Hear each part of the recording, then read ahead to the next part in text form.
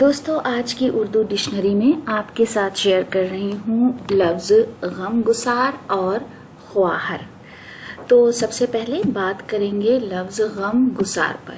ایک چیز جو غور کرنے لائق ہے غم غین کے ساتھ ہے اور جو گسار ہے وہ گاف کے ساتھ لکھا جاتا ہے، تو اس کو غم گسار نہ بنائیے یا غم گسار نہ بنائیے۔ یہ ہے غم گسار، جس کا مطلب ہوتا ہے مصیبت میں شریک، غم خوار، ہمدرد، درد مند، دلسوز، مریض کی خبر گیری کرنے والا۔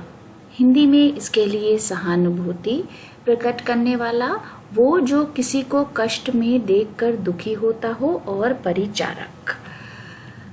انگلش میں ون ہو شیئرس گریف، کمفرٹر، سمپیتائزر اور کنسولر جیسے الفاظ اس کے لیے ہم استعمال کرتے ہیں۔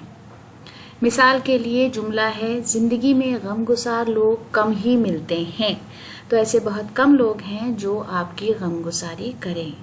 مرزا غالب کا ایک بہت ہی مشہور شعر ہے اور ضرور آپ نے سنا ہوگا، یہ کہاں کی دوستی ہے کہ بنے ہیں دوست نہ سے، کوئی چارہ ساز ہوتا، کوئی غم گسار ہوتا۔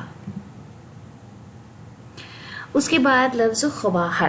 خواہر کا مطلب ہے بہن، ہمشیرہ، جیجی اور سسٹر۔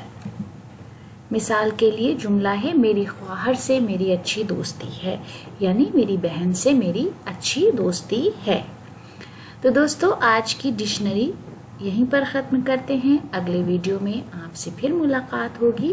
ویڈیو دیکھنے کے لیے بہت بہت شکریہ۔